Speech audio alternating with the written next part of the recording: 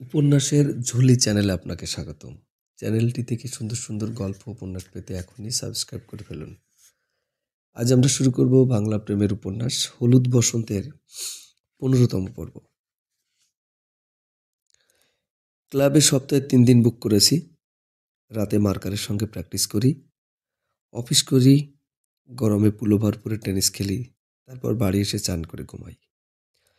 বন্ধু বান্ধবেরা প্রায় আমায় অনেকদিন হলো ত্যাগ করেছে, এক জঙ্গলের বন্ধুরা ছাড়া। শহরের বন্ধুদের কোনো সময় দিতে পারি না, তাই ওরা অনেকদিন আমার জন্য অপেক্ষা করে করে অবশেষে আমার পুরোপুরি ত্যাগ করেছে। ওদের দোষ দিই না। আজকে বিয়ান্তাকারের সঙ্গে বাজি ছিল। যদি ও আমাকে হারাতে পারে, তবে আমি ওকে একদিন লাঞ্চ খাওয়াতে হবে। জিততে পারলাম না, হেরে গেলাম। কবে কোন প্রতিযোগিতাতেই বা জিতেছি। ওর সার্ভিসটা খুব জোরালো, আর ব্যাক হ্যান্ডে ক্রস কোর্টে যা মার মারে তা বলার নয়। দারুণ মার আছে ওর হাতে। ভাবলাম ক্লাবে চান করে কিছু খেয়ে রাত 9টায় শুয়ে কোনো সিনেমা দেখে বাড়ি ফিরব। অন্ধকারে হার্ড কোর্টগুলো পেরোচ্ছি, এমন সময় মনে হলো ওপাশ থেকে সুজয় আসছে। ওকে দেখে বিয়ান্দাকার বলল, হ্যালো চ্যাড্রি। সুজয় কাজ ঝাঁকিয়ে বলল, hi man, I was too busy. I am the flying the day after tomorrow.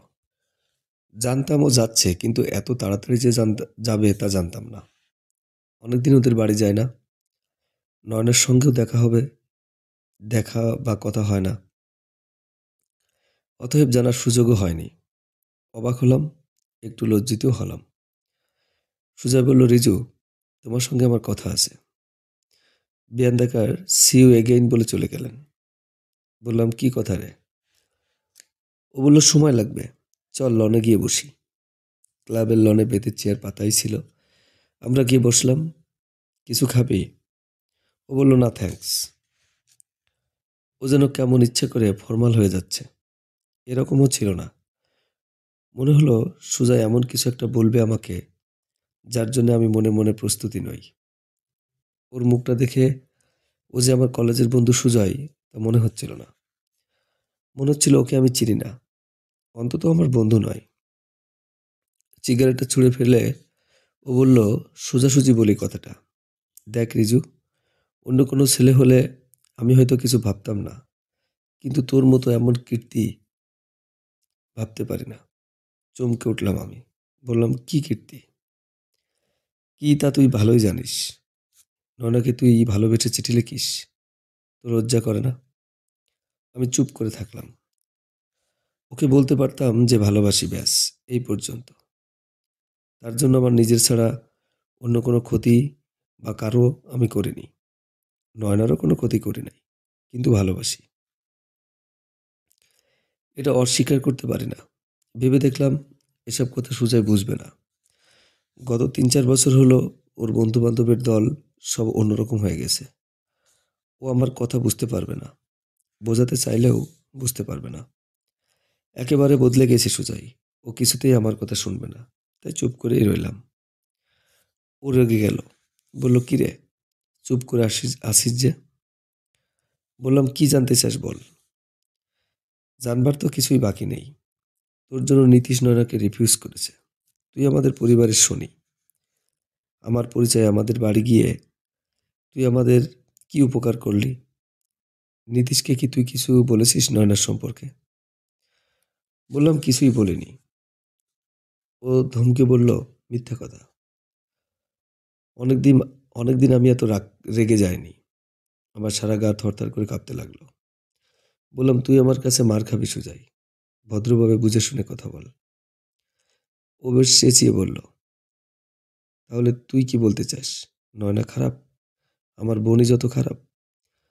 বললাম, তোর বোন খারাপ নয়, তোর সে অন্তত অনেক ভালো। সুজয় বলল, দেখ রিজু, তোর কাছে আমি অত তত্ত্ব কথা শুনতে আসিনি। তোর সঙ্গে কথা বলা বৃথা। তুই একটা ইডিয়েট, ফার্স্ট ক্লাস ইডিয়েট। একটা কথা শোনো, আমি কলকাতা থেকে যাবার আগে তোমাকে কথা দিয়ে যেতে হবে আমার। কিসের কথা? তুমি আমাদের বাড়ি যাবে না, আমাদের বাড়ি ফোন করবে না, এবং আমার বোনকে চিঠি লিখবে না।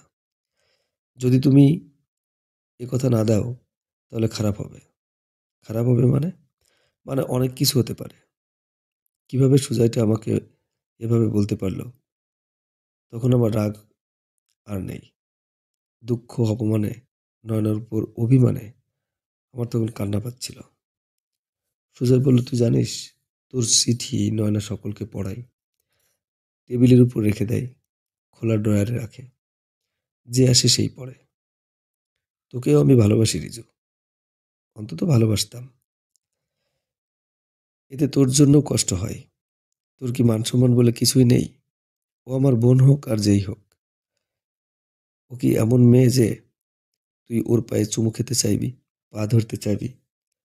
তোর কি মাথা খারাপ হয়ে গেছে? তোর কি মান-সম্মান বোধ সব লোপ পেয়ে গেছে? তোর জন্য আমার মাথা কাটা যায়। এইটুকু তুই জানিস যে নয়না তোকে ভালোবাসে না। কোনোদিনও ভালোবাসেনি। বাসবেও না কোনোদিন।" চুপ করে রইলাম। "কি কথা বলছিস না যে?" বললাম, "জানি তা।"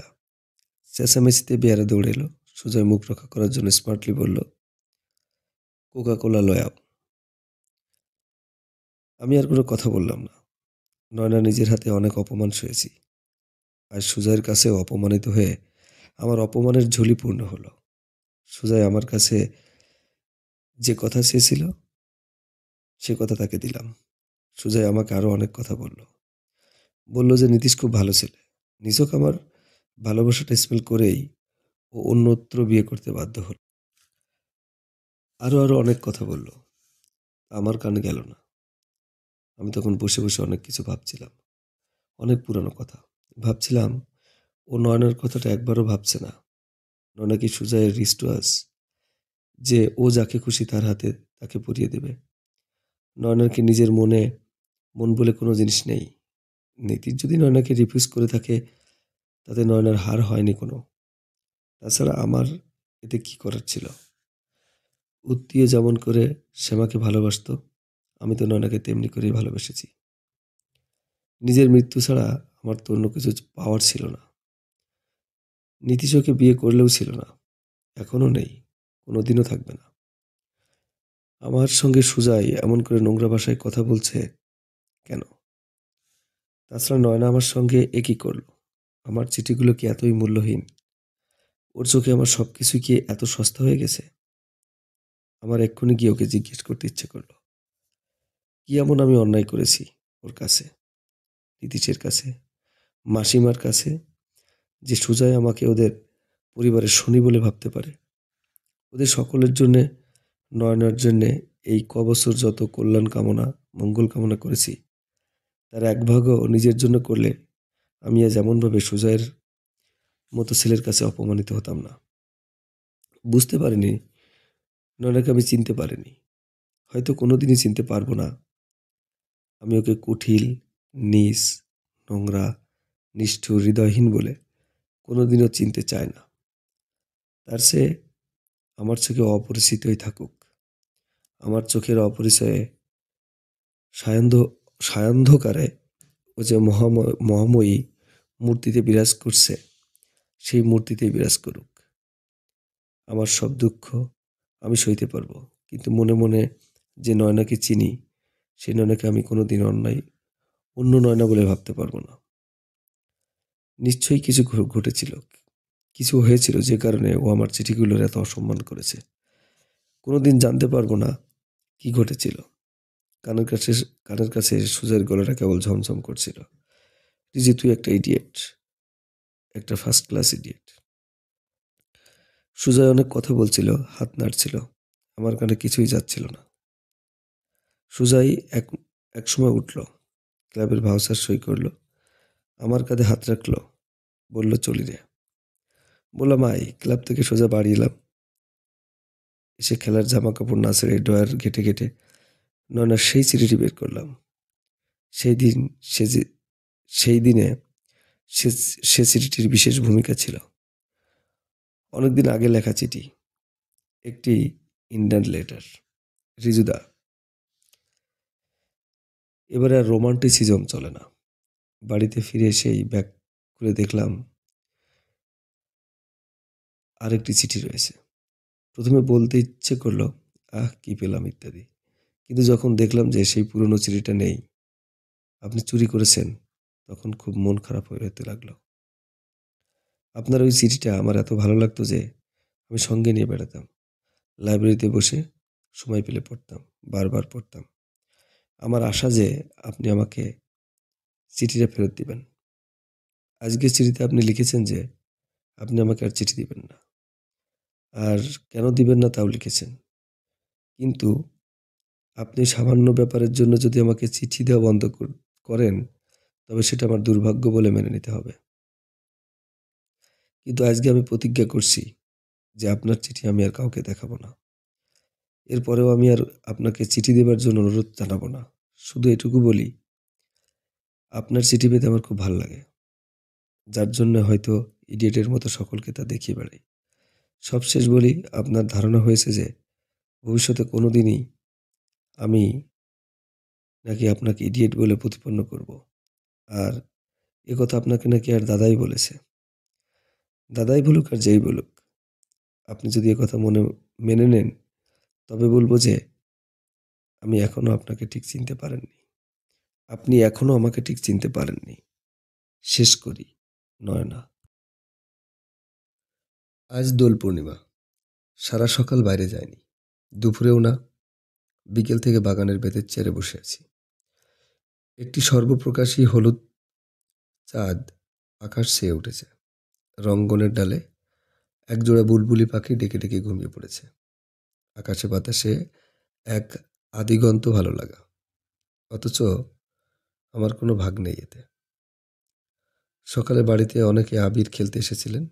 চতুর্দিকে, দেওয়ালে, মেঝেতে, বাগানে আবিরের দাগ। লনেও আবিরের দাগ পড়েছে। তার উপরে খালি খালি পায়ে বিনুর 5 বছরের মেয়ে মিঠুয়া ঘুরে ঘুরে কাঁপা কাঁপা গলায় গান গাইছে। ও আমার চাঁদের আলো, আজ ফাগুনের সন্ধ্যাকালে ধরা দিয়েছে পাতায় পাতায়, ডালে ডালে। ও আমার চাঁদের আলো। চুপ করে বসে বসে ওকে দেখছি। আমার অনেক কিছুই ইচ্ছে ছিল, এ জন্মে তার কিছুই পূরণ হলো না। মিঠুয়াকে আমি নয়নার মতো অনন্যা করে বড় করে তুলব। নয়নার মতো সেও কম কথা বলবে, চোখ দিয়ে হাসবে, অমনি সংযতা হবে। নয়নার মতো করে ব্যথা পেতে জানবে এবং ব্যথা দিতে জানবে না। মিনুর কাছ থেকে মিঠুয়াকে আমি চেয়ে নেব। তারপর একটি একটি করে আমার অপূর্ণ ইচ্ছাগুলিকে ওর মধ্যে আমি পুঁটি লেখা ফুলের পাপড়ির মতো ফুটিয়ে তুলব। তারপর মিঠুয়া যখন বড় হবে, তখন একদিন পৌড়া নয়নার কাছে ওকে নিয়ে গিয়ে বলবো, এই দেখো, তোমার পুরানো তুমিকে আমি ফিরিয়ে এনেছি। তখন নয়না হয়তো লজ্জিত হবে, বিব্রত হবে। ওর হ্যান্ডসাম এক্সিকিউটিভ স্বামীর সামনে অপ্রতিভ হয়ে বলবে, কি ছেলেমানুষি করছেন রিজুদা। দিনের আলোর গভীরে রাতের কোনো তারাই থাকে না। এসব মিথ্যা কথা, বানানো কথা। আমার নয়না আমাকে একেবারে ভুলে যাবে। যা হওয়ার তা হয়ে গেছে এ জন্মের মতো। কতক্ষণ বসেছিলাম জানি না। যতীন এসে বলল, দাদাবাবু, তোমার ফোন। চেয়ার ছেড়ে উঠে ঘরে গেলাম। ইয়েস, রিজু কথা বলছি। রিজুদা, আমি নয়না। কোনোদিন নয়না আমাকে নিজে ফোন করেনি, মানে নিজ থেকে। দায়টা বারবারই আমারই ছিল, তাই আশ্চর্য হলাম। বললাম, কি ব্যাপার, এতদিন তো দেখাই নেই, আজও এলেন না? ভেবেছিলাম সকালে আসবেন। বেলা 1টা অবধি আপনার জন্য চান্না করে বসেছিলাম। সত্যি কিছু মনে করো না, কোথাও যায়নি। তারপর একটু থেমে বললাম, তোমরা বুঝি খুব মজা করলে? কিসের মজা? তোমার বন্ধু বান্ধবীরা আসেনি এবার? এসেছিল, ওরা সবাই এসেছিল, খুব হইচই হয়েছিল, কিন্তু মজা হয়নি। কেন জানি না। জানলা দিয়ে চাঁদের আলো এসে পড়েছে ঘরময়। সমস্ত কলকাতা শহরটা দোল পূর্ণিমার হাসুনি হাসা রাতে একটি হাসিনি হলুদ বেলুনের মতো হাওয়ায় উঠছে। আমার ঘর এমনিতে আজ অন্ধকার। বাল্বটা কেটে গেছে। আকাশের হলুদ ঝাড়লণ্ঠন নিভে নিভে গেলে হয়তো অন্ধকারেই থাকবে, হয়তো আলো জ্বলবে না আর। নয়না বলল, কি হলো, কথা বলুন। কি কথা বলবো? সব কথাই তো আমার বলে ফেলেছি, তাই চুপ করেই রইলাম। কি হলো? বললাম, পড়াশোনা করছো তো? ফার্স্ট ক্লাস পেতে হবে কিন্তু। মনে থাকে যেন। পেয়ে কি হবে? কি হবে তা জানি না। অন্তত নিজে সার্থক হবে। কেবলমাত্র নিজের জন্যেই যারা সার্থক হতে চায় তারা কিন্তু স্বার্থপর। তুমিও। জানি না, হয়তো আমিও ভালো করে ভেবে দেখিনি কখনো। তুমি ফার্স্ট ক্লাস পেলে আমার খুব গর্ব হবে। জানি আমি। যদি পাই তো সেটা হয়তো আপনার একটা কারণ হবে। কিছুক্ষণ চুপচাপ। জাস্টিস মুখার্জির বাড়ির গোয়ালি দারোয়ান বাঁশি বাজাচ্ছে। বাঁশির বেদনার সুর কেঁপে কেঁপে হাওয়ায় ঘুরপাক খেয়ে বেড়াচ্ছে।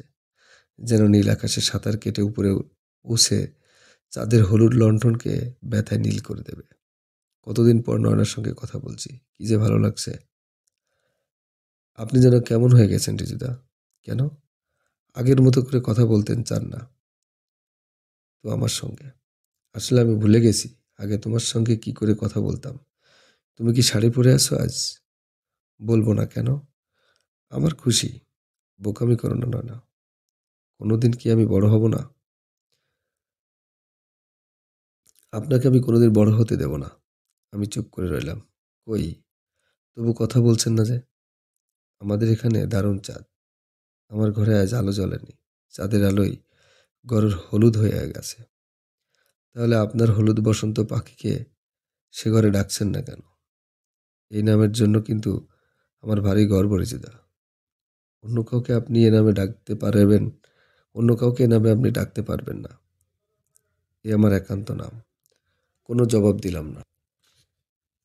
কি? কিছু বলবেন না? না ফোন ছেড়ে দিব? এই তো ভালো, তোমার কথা শুনতে ভালো লাগছে। তুমিই বলো। হঠাৎ কি মনে পড়ে যাওয়াতে ও বলল, মনে পড়ে গেল পাখির কথা। বলুন তো, এই লাইন দুটি কার? বলেই সুর টেনে টেনে আবৃত্তি করল। সুখ নেই কো মনে, নাক সাবিটি হারিয়ে গেছে হলুদ বনে বনে। কিছুক্ষণ অপেক্ষা করে বলল, কি জানেন না তো? বললাম, পংক্তিটি কি দারুণ, তবে কার লেখা জানে না। অনেকক্ষণ ও চুপ করে রইল। তারপর বলল, আপনি কিছুই জানেন না, আপনি নিজেকে জানেন?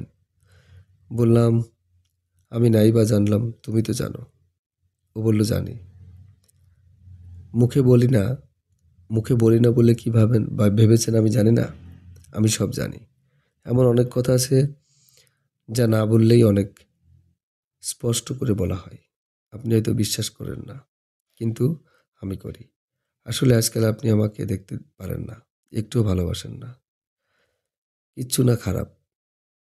আমার জবাবের আগেই শুনতে পেলাম ও রিসিভারে মুখ রেখে উঁচু গলায় বলল, যাচ্ছি মা। তারপরে বলল, রিজুদা, কারা যেন এসেছেন। মা একা আছেন, আমায় ডাকছেন। আজকে রাখি, হ্যাঁ? রিসিভার রাখতে রাখতে তাড়াতাড়ি বলল, বলুন কবে আসবেন? এবার থেকে রোজ আসতে হবে। বললাম, আসবো। দেখো ঠিক আসবো। সত্যি সত্যি আসবেন তো?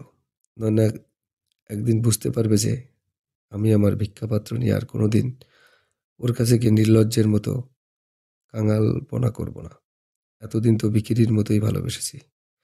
কিন্তু সেদিন আমায় যে রাজমুকুটও নিজে হাতে পরিয়ে দিয়েছিল, সে মুকুট খুলে ফেলার মতো এত বড় হীন আমি কি করে হব?